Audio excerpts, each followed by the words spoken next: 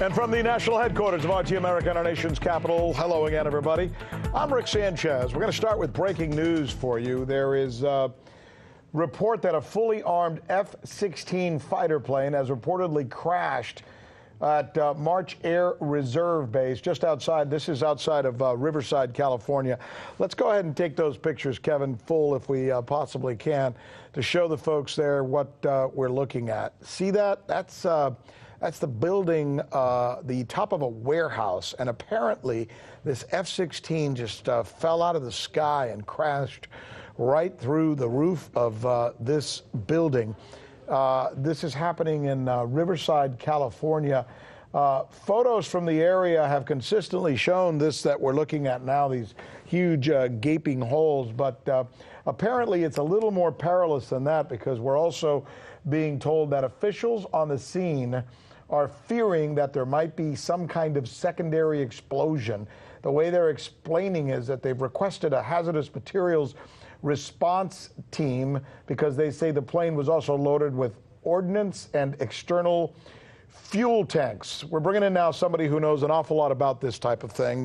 John Jordan, as you know, is a former naval intel officer. He's also a pilot and a lawyer, but by trade, he understands a lot about this type of thing, not just from a military standpoint, but also from a pilot standpoint. John, what do you surmise is taking place here? What do you think happened to this pilot? Well, the facts are still very thin. We do know that it was an F-16. I'm going to interrupt you for a minute because we just got told we've got a picture of this parachute, which tells you what? It tells me that the pilot ejected safely. And what we can infer from that is that the accident or the malfunction, whatever it was that caused him to eject, materialized in such, gave him the pilot sufficient time to be able to evaluate the problem and make the decision to eject. So whatever happened, it didn't blow up or anything extraordinary. It happened. It was probably an engine failure, control surface malfunction. Pilot determined that the safest course was to eject. How typical or atypical is this kind of accident with an F-16 pilot? They happen. I mean, obviously with a single engine airplane, you know, you can have a bird strike, you can have an engine failure, any number of things that can happen, especially where single engine airplanes are concerned. A pilot really doesn't want to eject, especially over an urban area, because they would rather land it because of the risk to people on the ground. And the ejection process is actually very violent and dangerous for the pilots. California is a place that has horrible traffic. You live there, you know. I imagine this has made it only worse. They say they're shutting down an entire freeway, and they're very concerned about secondary explosions. Explain that to us. Well, first of all, these airplanes, obviously, they carry external fuel, which is extra gas cans, extra gas tanks under their wings.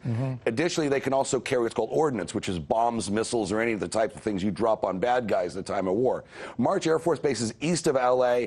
There is the Tonopah test range in Nevada, where a lot of these units actually go and do a lot of their bombing practice and dropping, which is north of near Tonopah, Nevada, north of Las Vegas.